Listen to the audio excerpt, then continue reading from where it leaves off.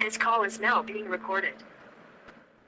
ॐ भूर्भुवस्वः तत्सवितुर्वरेण्यं भर्गो देवस्य धीमहि धियो यो नः प्रचोदयात्। हाथों के बीच में घर्षण करेंगे, आंखों पर रखेंगे और धीरे से आंखें खोल लेंगे। तो लास्ट क्लास में हमारा क्या क्या हो गया था, किसी को याद है?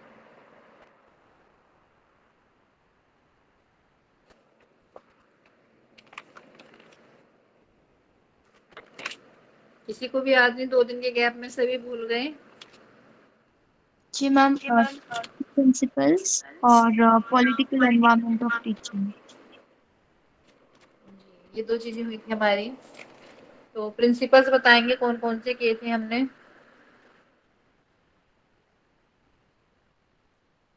General principle and psychological principal.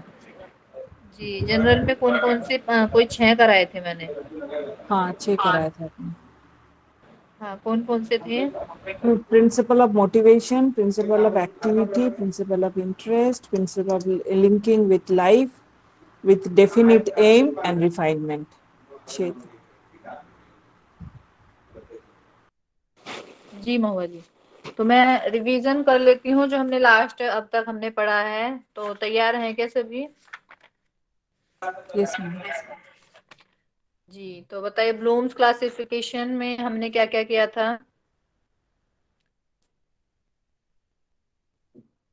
याद है किसी को मोटा मोटा? जी मैम, हमने 3 डोमेन देखे थे। कौन कौन से थे वो? Cognitive, affective and psychomotor. जी, कोग्निटिव बताएंगे, हैंड रेज करेंगे जिसे आता है। कोग्निटिव में क्या क्या था बताइए महुआ पाल जी। कॉग्निटिव होता है जो ज्ञानात्मक, मतलब हेड ब्रेन का जो डेवलपमेंट होता है, वो कॉग्निटिव में होता है। हाँ जी, बहुत अच्छा। तो हमने क्या क्या पढ़ा था कोग्निटिव में? 6 चीजें पढ़ी थी।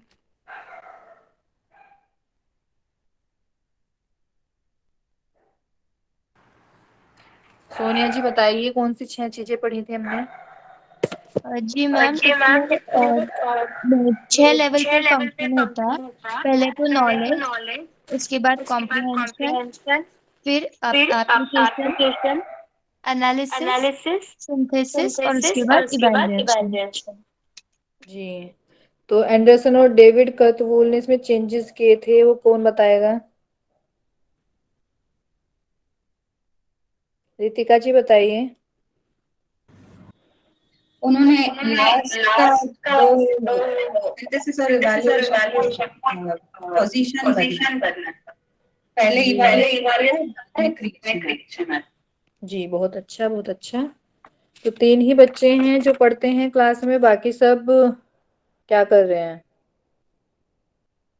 अफेक्टिव डोमेन बताएंगे। बताइए सोनिया सोनिया शाह जी। जी मैम, इसमें हार्ट लेवल पे काम होता है। पहले होता है रिसीविंग, मतलब विलिंगनेस टू लिसन।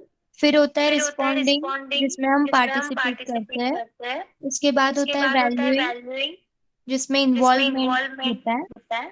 फिर आता है ऑर्गेनाइजिंग, जहाँ पे आइडियाज क्रिएट किए जाते हैं। और उसके बाद लास्ट होता है कैरेक्टराइजेशन, तो जहाँ पे बिहेवियर चेंज करने में फोकस जी, होता है। बहुत अच्छा। सोनिया जी आप बहुत अच्छा पढ़ते हैं, महुआ जी पढ़ते हैं, कृतिका जी पढ़ते हैं, आयुषी जी भी पढ़ते हैं, लेकिन आज पता नहीं क्या हुआ इन्हें। गौरव जी भी पढ़ते हैं, वो भी नहीं बोल रहे कुछ। चलिए बताइए गैग्ने एंड ब्रिग्स क्लासिफिकेशन में क्या क्या था? बताइए महुआ पाल जी।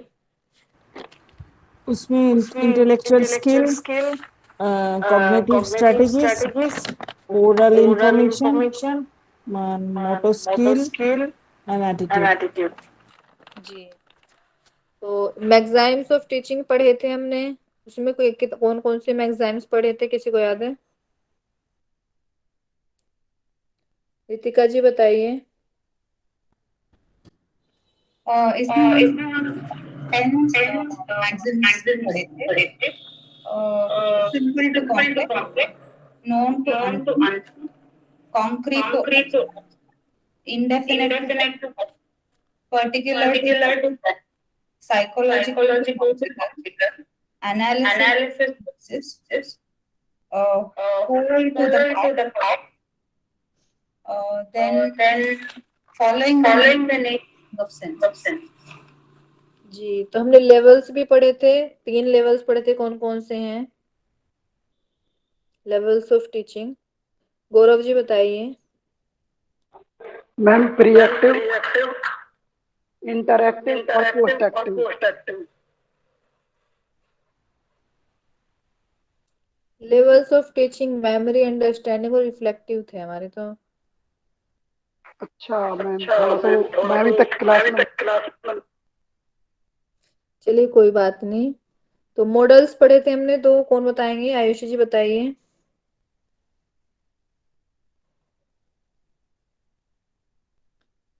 सोनिया जी आप बताइए। जी मैम, जी दो मैम, दो ये पहले तो एक पहले तो एक पेडागोगिकल, पेडागोगिकल, जो जो टीचर पे टीचर डिपेंड पे होता है। डिपेंड होता है, मतलब स्पीड मतलब of speed of teaching teaching जैसे टीचर जैसे की होती टीचर है की होती वैसे है ही फिर वैसे ही फिर लर्नर लर्नर ग्रास्प कर ग्रास्प पाता है। कर पाता है। और उसके बाद और होता उसके है बाद होता है एंड्रोगोगिकल, एंड्रोगोगिकल, जो जो आत्मनिर्देशित होता है। आत्मनिर्देशित होता है। और स्पीड और जो होती स्पीड है जो वो होती है वो लर्नर पे लर्नर डिपेंड पे होती है। डिपेंड होती है। और वो और लर्नर वो खुद से लर्नर खुद पढ़ता से है। पढ़ता है। मतलब ऐसे बोल मतलब सकते ऐसे हैं कि बोल सकते हैं लर्नर कि लर्नर होता है वो सेल्फ वो सेल्फ मोटिवेटेड होता है। मोटिवेटेड होता है। जी बहुत अच्छा। वेरिएबल्स पढ़े थे हमने, कौन कौन से थे वो? 3 वेरिएबल्स पढ़े थे। जी बताइए Ayushi ji. Independent variable, independent variable, dependent variable, dependent and variable intervening and variable. Intervening variable. जी बहुत अच्छा। तो हमने 3 प्रोसेस पढ़े थे, कौन कौन से थे?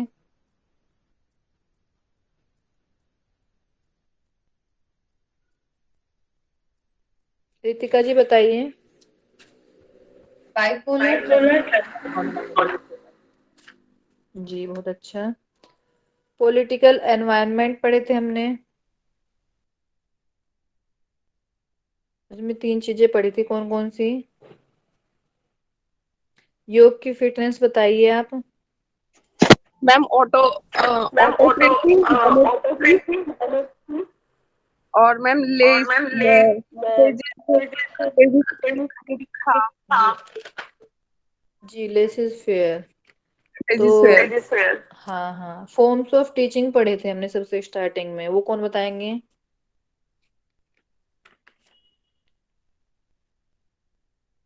फॉर्म्स ऑफ टीचिंग, आयुषी जी बताइए। यस मैम, थ्री फॉर्म्स है, फॉर्म्स है, formal, formal, informal and informal non and non formal. Formal. हाँ जी, तो इन्हें एक्सप्लेन कर दीजिए कोई। क्या क्या था इनमें, क्या क्या पढ़ा है हमने इसमें? याद है किसी को? फॉर्मल क्या होता है, इनफॉर्मल क्या होता है, नॉन फॉर्मल क्या होता है? हाँ जी, हाँ जी, फॉर्मल में ऐसा फॉर्मल में होता है ऐसा टाइम, होता है डेट टाइम, और डेट स्थान और स्थान फिक्स होता फिक्स है। होता है। हाँ जी, उसमें हम किसी उसमें हम डिग्री किसी के लिए डिग्री के पढ़ते लिए हैं। पढ़ते हैं। जी, और जिन और चीजों जिन को चीजों को पढ़ते हैं वो पढ़ते हैं एक वो ऐसा एक ऐसा वार्तालाप होता वातावरण है होता लेकिन है, लेकिन फॉर्मल वे में फॉर्मल वे करते हैं में सारी करते चीजों हैं को। सारी चीजों को। वो पहले से वो पहले निर्धारित से होते हैं, निर्धारित प्रबंधित होते हैं, होते हैं। प्रबंधित होते हैं। हाँ जी, लेकिन लेकिन जो होता है जो गैर होता है औपचारिक, गैर उसमें औपचारिक, चीजों उसमें का चीजों का स्थान फिक्स नहीं स्थान होता, फिक्स नहीं होता, जगह फिक्स नहीं जगह होती, फिक्स नहीं होती, और कोई और पूर्व कोई प्रबंधन या पूर्व नियोजन प्रबंधन नहीं या होता। नियोजन नहीं होता। हाँ जी बहुत तीसरा अच्छा। है तीसरा है गैर गैर अनौपचारिक। अनौपचारिक। उसमें उसमें जैसे हम समाज जैसे से हम या फिर समाज घर से से या फिर परिवार घर से से चीजों को परिवार सीखते से हैं, उसमें चीजों को कोई सीखते हैं, डिग्री उसमें कोई या फिर डिग्री या फिर कोई टाइम या कोई टाइम या स्थान फिक्स नहीं स्थान होता, फिक्स नहीं होता, वो गैर वो औपचारिक होता गैर है। औपचारिक होता है। हाँ जी,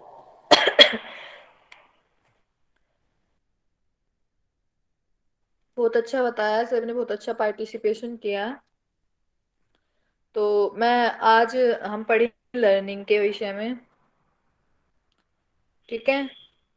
तो लर्निंग क्या होती है, उसकी विशेषताएं क्या है, कैरेक्टरिस्टिक्स क्या हैं, वो आज हम कवर करेंगे।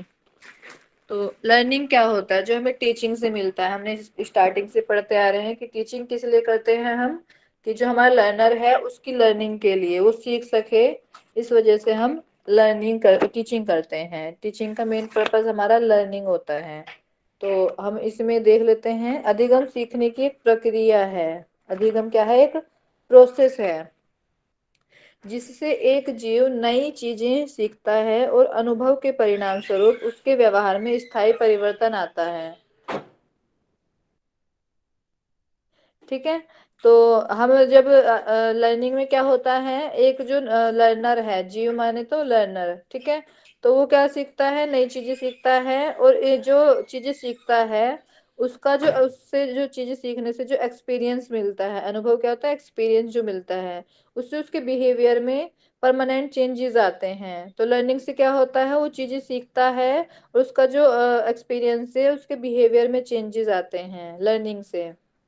ठीक है, जो बचपन से जो छोटा बच्चा है, ठीक है, वो धीरे धीरे लर्निंग करता रहेगा। पहले क्या होता है, वो इमेच्योर होता है, ठीक है, धीरे धीरे क्या करता है, वो मैच्योर होने लगता है, उसके बिहेवियर में चेंजेस आने लगते हैं। ये हमारा लर्निंग है।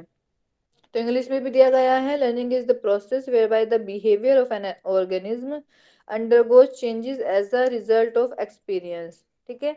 तो हमारा जो लर्नर है उसके बिहेवियर में चेंजेस होते हैं एक्सपीरियंस के थ्रू। ऑर्गेनिज्म मतलब बोले तो कोई भी हो सकता है, वो जानवर होता है, वो भी छोटे छोटे मतलब छोटी छोटी चीजों से सीखते हैं। आप कोई डॉगी पालते हैं तो उसे आदत डालते हैं कि वो जो पोटी या कुछ भी चीजें करे, उसे घुमा के लेके आते हैं, बाहर लेके जाते हैं, जिससे उसे लर्निंग होती है। वो घर में नहीं करता है। और काफी चीजें होती हैं, पेट्स को सिखाई जाती हैं, कुछ ट्रेंड होते हैं, पुलिस में भी उनका यूज किया जाता है। ठीक है। तो लर्निंग किसी भी तरीके से हो सकती है, किसी के साथ भी हो सकती है, वो इंसान भी हो सकता है, कोई जानवर भी हो सकता है। लर्निंग सभी के लिए सेम ही होती है। तो स्मिथ क्या कहते हैं, शिक्षण क्रियाओं का वह समूह है, टीचिंग जो एक्टिविटीज है उसका एक ग्रुप है जो कि अधिगम को उत्पन्न करने के लिए प्रेरित करता है। जो टीचिंग क्या है, वो एक्टिविटीज का एक ग्रुप है जो क्या करता है, लर्निंग के लिए लर्नर को स्टिमुलस देता रहता है, प्रेरित करता रहता है। स्मिथ ने बताया है लर्निंग के विषय में। तो इसमें हम विशेषताएं देख लेंगे लर्निंग की। तो सबसे पहले है, इसमें किसी को डाउट नहीं है, डेफिनेशन और लर्निंग क्या है इससे रिलेटेड।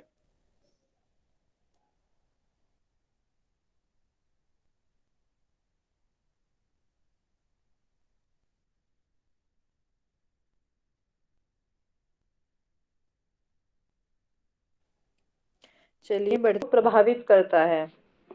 तो इसमें क्या बताया गया है, सबसे पहले जो हमारी कैरेक्टरिस्टिक्स हैं, तो क्या करता है, सबसे पहले बताया गया है कि जो लर्नर का बिहेवियर है, लर्निंग उसमें चेंजेस लाता है, व्यवहार में परिवर्तन लाना, बिहेवियर में चेंजेस लाता है। और ये हर एस्पेक्ट को इफेक्ट करता है। बिहेवियर का कोई भी एस्पेक्ट हो, उस पे बिहेवियर करता, वो सॉरी, एस्पेक्ट उसको अफेक्ट करता है। प्रभावित बोले तो अफेक्ट। ठीक है। लर्निंग क्या करता है, व्यवहार में परिवर्तन लाता है और व्यवहार के हर पक्ष को प्रभावित करता है। अब व्यवहार बोले तो आपका कोग्निटिव, मानसिक रूप से, ठीक है, अफेक्टिव भी हो सकता है, आपका हार्ट से रिलेटेड व्यवहार भी हो सकता है। ठीक है। लर्निंग क्या करता है, सभी तरीके, हर पक्ष को देखता है, कोग्निटिव हो, साइकोमोटर हो या अफेक्टिव हो।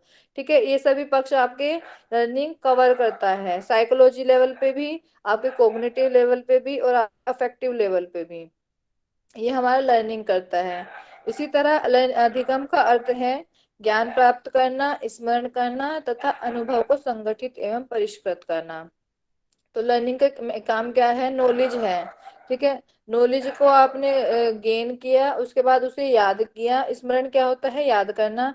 फिर अनुभव को संगठित एवं परिष्कृत करना, एक्सपीरियंस को क्या करते हैं, ऑर्गेनाइज करते हैं और रिफाइन करते हैं। जो आपका एक्सपीरियंस है उसे और ज्यादा ऑर्गेनाइज करते जाएंगे लर्निंग के थ्रू, और उसे रिफाइन करते जाएंगे, उसे शुद्ध करते जाएंगे। ठीक है। लर्निंग का अर्थ ये बताया गया है। इसके बाद है हमारा अधिगम, प्रेरक और प्रतिक्रिया के बीच में नवीन संबंध स्थापित करना। प्रेरक क्या होता है हमारा, स्टिमुलस, और प्रतिक्रिया क्या है हमारा, रेस्पॉन्स। तो स्टिमुलस कौन देता है, टीचर देता है, रेस्पॉन्स कौन करता है, लर्नर करता है। तो इसमें साफ साफ बताया गया है जो हमारा टीचर है और लर्नर है उनके बीच में एक रिलेशन स्थापित करता है लर्निंग, संबंध स्थापित करता है, मतलब रिलेशन। हमारा टीचर है और लर्नर है, स्टिमुलस देता है हमारा टीचर और रेस्पॉन्स करता है हमारा लर्नर। तो प्रेरक और प्रतिक्रिया के बीच में नवीन संबंध स्थापित करता है। इसके बाद है हमारा अधिगम एक अर्थपूर्ण एवं लक्ष्य निर्देशित होता है। तो अधिगम होता है, अर्थपूर्ण होता है, मीनिंगफुल होती है लर्निंग हमारी, और लक्ष्य निर्देशित होता है, गोल डायरेक्शनल होता है। लर्निंग में क्या होता है, हम एक गोल से सेट करते हैं और उसी पर हम मीनिंगफुली काम करते हैं। गोल डायरेक्शनल होता है लर्निंग, क्या होता है हमेशा गोल डायरेक्शनल होता है। कभी भी हम लर्निंग करेंगे हमें कुछ ना कुछ उससे प्राप्त जरूर होता है, इसलिए बताया गया लर्निंग हमारा मीनिंगफुल होता है और गोल डायरेक्शनल होता है। इसके बाद है हमारा लर्निंग वातावरण जनित होता है। वातावरण जनित हम स्टार्टिंग से पढ़ते हैं, टीचर क्या करता है, एक एनवायरनमेंट क्रिएट करता है। आवाज आ रही है मेरी? जी मैम। जी। तो लर्निंग क्या करता है, एनवायरनमेंट क्रिएट करता है। तो लर्निंग कब होगी, जब आपके चारों तरफ कोई वातावरण क्रिएट होगा। लर्निंग बिना किसी एनवायरनमेंट के नहीं हो सकती है, तो वातावरण जनित होती है। ये जो चीजें हैं इसमें बताई गई हैं कि व्यवहार में परिवर्तन लाती हैं। लर्निंग से क्या होता है, व्यवहार में परिवर्तन होता है। और क्या होता है, प्रेरक और प्रतिक्रिया के बीच संबंध स्थापित होता है। तो ये आप इन्हें दिमाग में बैठा लीजिएगा, लर्निंग से रिलेटेड विशेषताएं और हमने परिभाषाएं पढ़ी थी टीचिंग की। ठीक है, तो ये सभी आप ध्यान रखिएगा जो यहाँ पे बताया जा रहा है। इसके बाद क्या है, लर्निंग वातावरण जनित होती है। एनवायरनमेंट क्रिएट करते हैं पहले टीचर, उसके बाद आपकी लर्निंग होती है। ठीक है, अधिगम का अर्थ समस्याओं के समाधान की प्रक्रिया का विकास करना भी माना जा सकता है। तो लर्निंग का मीनिंग एक क्या बताया है कि प्रॉब्लम्स को सोल्व करना, इसके विकास करना। ठीक है, समस्याओं के समाधान की प्रक्रिया का विकास करना भी माना जा सकता है। लर्निंग से क्या होता है, आप प्रॉब्लम सोल्व कर पाएंगे आगे अपने फ्यूचर में, कुछ भी प्रॉब्लम होगी लाइफ में। ठीक है, उससे लर्निंग आपको मिलेगी। लर्निंग आपकी बचपन से ही चली आती है। ठीक है, अगर आपको भूख लगी हो, क्या है भूख, क्या है आपकी प्रॉब्लम है, तो अगर आप लर्निंग कर ले, खाना बनाना सीख लें तो इजी हो जाएगा आपके लिए, प्रॉब्लम सोल्व हो गई इन फ्यूचर। ठीक है, चाहे वो जेंट्स हो चाहे वो लेडीज हो, दोनों के लिए बराबर काम करती है कुकिंग। ठीक है, दोनों की ही भूख मिटाती है। कोई है नहीं घर में तो आपको प्रॉब्लम फेस हुई कि कहीं बाहर गए, आप हॉस्टल में गए, ठीक है, रूम वहां पे हॉस्टल नहीं है तो रूम में रहे, तो वहां पे आपको प्रॉब्लम हुई कि खाना नहीं मिल पा रहा है सही से, चाहे आप टिफिन लगाए उसका खाना पसंद नहीं आ रहा है। ठीक है, कोई बनाने आ रहा है वो तब भी पसंद नहीं आ रहा है, तो क्या होगा, आप कुकिंग करना सीख जाएंगे तो आपकी जो प्रॉब्लम है वो सोल्व हो जाएगी। या फिर आप आपकी लाइफ में कोई भी प्रॉब्लम है, लर्निंग के द्वारा आप उन्हें सोल्व करना सीख जाते हैं। इसी तरह अधिगम एक क्रियाशील तथा सृजनात्मक पद्धति है। क्रियाशील बोले तो एक्टिव है, और सृजनात्मक क्या है, क्रिएटिव। तो लर्निंग से क्या आती है, आपके अंदर एक्टिवनेस आती है और क्रिएटिविटी आती है, नई नई चीजों को करने की क्रिएटिविटी आती है। तो यह जीवन पर्यंत चलती रहती है। ये जो लर्निंग है ना आपकी लाइफ टाइम चलती रहेगी, बचपन से लेके आप बूढ़े हो जाएंगे तब तक आपकी लाइफ टाइम लर्निंग चलती रहेगी। एज डिफरेंस आपका लर्निंग में नहीं होता है। तो इसमें क्या हमने साथ पढ़े हैं। इसमें किसी को कोई डाउट है तो पूछें।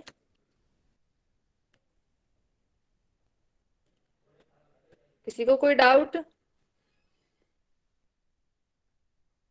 मैं पूछ लेती हूँ फिर, किसी को कोई डाउट नहीं है। मीनू गिल जी माइक अनम्यूट कीजिए। मीनू गिल क्लास में है। प्रेरणा जी इन्हें रिमूव कर दीजिए जो रिप्लाई नहीं कर रहे हैं। नितिन कुमार है क्लास में?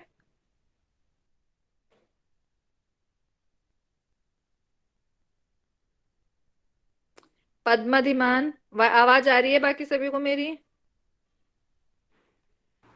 Yes, ma'am. जी मैम। जी, इन्हें ही नहीं आ रही है शायद आवाज।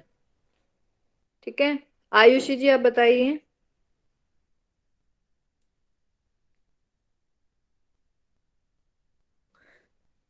रितिका जी हैं? Yes, teacher. जी, आप बताइए, अधिगम प्रेरक और प्रतिक्रिया के बीच में नवीन संबंध स्थापित करता है। ये लाइन क्या बोलना चाह रही हैं? It says that teacher is the stimulus, and the student is the for the stimulus of the teacher, and then give the response. In that way, a new relationship is established between. जी, बहुत अच्छा। आयुषी जी, आप कहाँ गए थे? Ma'am actually मैं unmute कर रही थी, उसकी जगह वो डिस्कनेक्ट पे क्लिक हो गया। अच्छा, कोई बात नहीं। चलिए बताइए आप। अधिगम का लर्निंग। मुख्य उद्देश्य। हाँ हाँ। अधिगम का मुख्य उद्देश्य छात्रों के व्यवहार में परिवर्तन लाना होता है। इससे क्या मतलब है? मैम एक बार इंग्लिश में बोलेंगे इसको? इंग्लिश में बोलती हूँ, एक मिनट।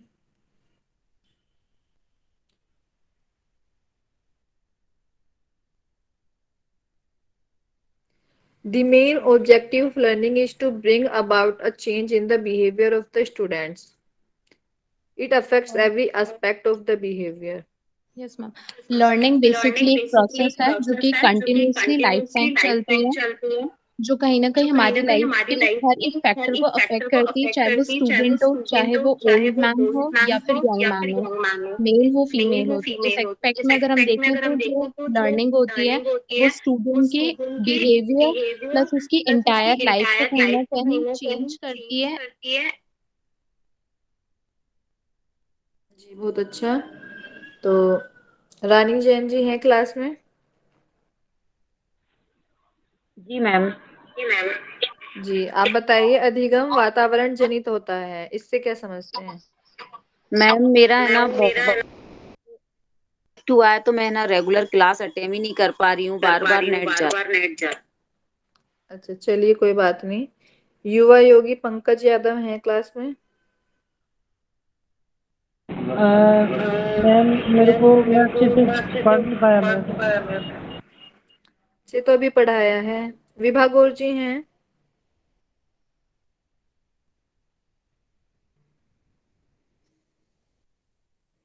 शारदा, शारदा जी?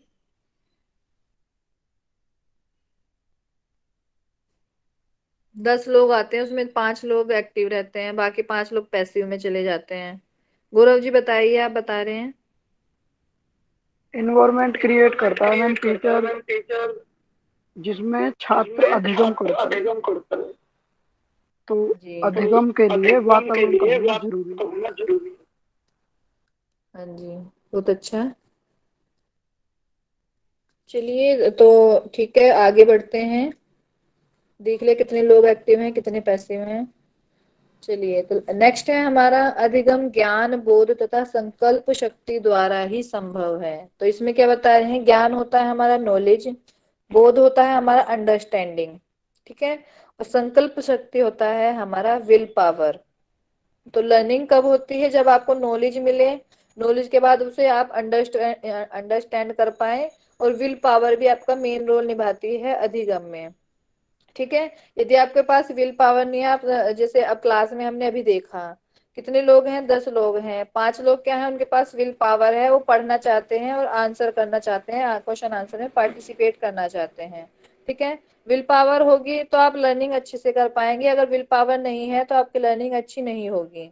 नॉलेज और अंडरस्टैंडिंग भी आपके मेन फैक्टर्स होते हैं लर्निंग में। इसके बाद है, अधिगम की इच्छा व्यक्तिगत एवं सामाजिक आवश्यकताओं से जागृत होती है। अब कोई इंसान है, उसकी नॉर्मल जिंदगी चल रही है, खाना पीना अच्छे से, ठीक है, फिर उसे कुछ नीड हुई इंडिविजुअली, ठीक है, तो व्यक्तिगत होता है इंडिविजुअली, इंडिविजुअल, तो व्यक्तिगत उसे कुछ आवश्यकताएं पड़ी, ठीक है, और सामाजिक भी उसे सोशल जो है उसे कुछ नीड हुई, ठीक है, उसी से उसको लर्निंग की इच्छा होती है। तो लर्निंग क्यों जागृत होती है? जब उसकी कोई व्यक्तिगत इच्छा हो या सामाजिक आवश्यकताओं को पूरा करना हो, तब आप लर्निंग करेंगे। इसके बाद है, अधिगम सार्वभौमिक होता है, यूनिवर्सल होता है। आप लर्निंग कहीं भी कर सकते हैं, किसी भी जगह पे कर सकते हैं, ये हम शुरू से बताते आ रहे हैं, ठीक है। लर्निंग जो होती है आपकी यूनिवर्सल होती है, कहीं से भी कर सकते हैं। इसके बाद है, अधिगम प्रक्रिया में अनेक मानसिक क्रियाएं समावेशित होती हैं। निर्देशन, व्याख्या, चयन, अंतर्दृष्टि, सृजन, आलोचना, ठीक है। निर्देशन क्या होता है? हमारा डायरेक्शन, ठीक है, आपको प्रॉपर डायरेक्शन मिलेगी तो आपको आपकी लर्निंग क्या होगी, प्रॉपर होगी। अब जैसे नेट जेआरएफ है जो स्टार्टिंग में फर्स्ट डे सिलेबस उठाकर देखेगा, उसके लिए इतना हार्ड लगेगा कि ये क्या है, 10-10 यूनिट है, उसके अंदर भी इतनी सारी बुक्स हैं, ठीक है।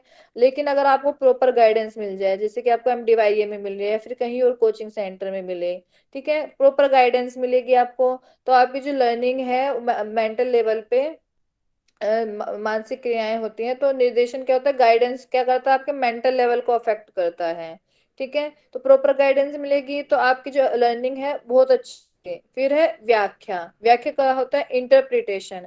अब आपके सामने मैं इंग्लिश में बोल के, हिंदी में बोल के चली जाऊं, अधिगम सार्वभौमिक होता है, और इसके बाद इंग्लिश में बोल कर चली जाऊं, learning is a universal process, तो इससे क्या होगा, आपको इसका इंटरप्रिटेशन मिला, आपको व्याख्या मिली, मैंने डिस्क्राइब किया, इससे आपकी लर्निंग अच्छी हुई नहीं, बस ये पढ़ के चली गई, मैंने व्याख्या किया, उसके बाद आपकी लर्निंग क्या होगी, और अच्छी होगी, आपके मेंटल लेवल पे कुछ चीजें ऐड ऑन होंगी, ठीक है। इसके बाद है चयन। चयन क्या होता है, सिलेक्शन। अंतर्दृष्टि क्या होता है, इंसाइट। सृजन क्या होता है, क्रिएशन, ठीक है। आलोचना क्या होता है, क्रिटिसिज्म। तो हमारे जो लर्निंग में क्या होता है, direction, interpretation, selection, insight, creation, criticism, ये सभी हमारी लर्निंग में हेल्पफुल होते हैं, ठीक है। आपका इंसाइट लेवल अच्छा होगा तो आपकी लर्निंग अच्छी होगी, आप क्रिएटिविटी अच्छी तरह से कर पाएंगे, ठीक है। आलोचना भी आपका लर्निंग का ही एक तरीका होता है। अब जैसे हमारे कई जगहों पे होता है, कई हमने प्रिंसिपल्स भी पढ़े हैं, कम्युनिकेशन में आपने पढ़े होंगे कि कुछ चीज को बढ़ाने के लिए पहले वो आलोचना करते हैं, उसकी कमी बताते हैं, तभी आपका चीजें एड ऑन हो जाती हैं, ठीक है। तो ये सभी हमारे लर्निंग प्रोसेस में हेल्पफुल होते हैं। ये प्रक्रियाएं अधिगम को प्रभावशाली बनाने में हेल्पफुल होती हैं, सहायक होती हैं। जो हमने ऊपर प्रोसेस पढ़े हैं, निर्देशन, व्याख्या, चयन, ये आपकी जो लर्निंग है उसे और प्रभावित करेंगी और अफेक्ट करेंगी, जिससे आपकी लर्निंग भी अफेक्ट होगी, बहुत अच्छी लर्निंग होगी। फिर अधिगम क्या होती है, बहुआयामी प्रक्रिया है, मल्टी डायमेंशनल प्रोसेस है, ठीक है। डिफरेंट डिफरेंट तरीके से आपको ये अफेक्ट करती हैं, इसलिए इसका सृजन कुछ प्रमुख अवधारणाओं के इर्द गिर्द होना चाहिए।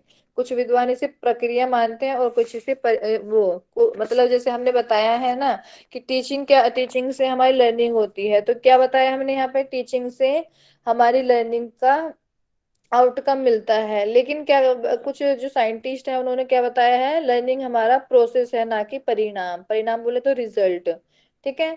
हमारा जो लर्निंग है वो प्रोसेस है। ऊपर भी हमने पढ़ा कि लर्निंग हमारा प्रोसेस है, कहाँ पढ़ा था हमने अभी, फर्स्ट हमने शायद उससे पहले डेफिनेशन में मैम। पढ़ा था। हाँ, जी, वो स्मिथ की डेफिनेशन थी उससे पहले। हाँ हाँ। और यहाँ पे भी आ गया समाधान की प्रक्रिया। प्रक्रिया मतलब प्रोसेस, और हमने स्मिथ की में भी पढ़ा था, क्रियाओं का वह समूह, ठीक है। तो ये हमारी लर्निंग की विशेषताएं थी, ये मैंने इंग्लिश में डाला हुआ है जो अभी हमने विशेषताएं पढ़ी थी। The main objective of learning is to bring about a change in the behaviour of the students. It affects every aspect of the behaviour. इसके बाद हमने सारी पढ़ी हैं वो मैंने इंग्लिश में भी डाल दी हैं, जिससे कि किसी को प्रॉब्लम ना हो, इंग्लिश वालों को भी। तो आज हम इतना ही करेंगे, लर्निंग की इंट्रोडक्शन और लर्निंग की विशेषताएं। कल हम पढ़ेंगे लर्नर्स, लर्नर्स का वर्गीकरण, क्लासिफिकेशन ऑफ लर्नर्स पढ़ेंगे, ठीक है। तो अभी तक जो हमने पढ़ा उसमें किसी को कोई डाउट है तो पूछ लें। इजी था आज का तो सब कुछ, है ना। तो क्या करें, कल क्विज कर ले, जो सैटरडे में था वो कल कर लेते हैं। Yes, ma'am. जी मैम। सैटरडे में मैं नहीं ले पाई, संडे में फिर छुट्टी हो गई थी, तो आज मैंने सोचा पहले पढ़ा लेते हैं, फिर कल क्विज कर लेते हैं, ठीक है। ओके।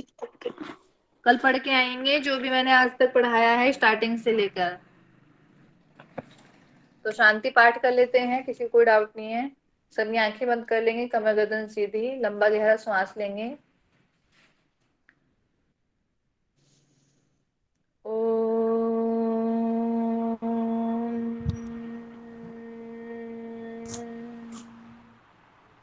शांति शांति शांति। हरिओम सभी को। Okay.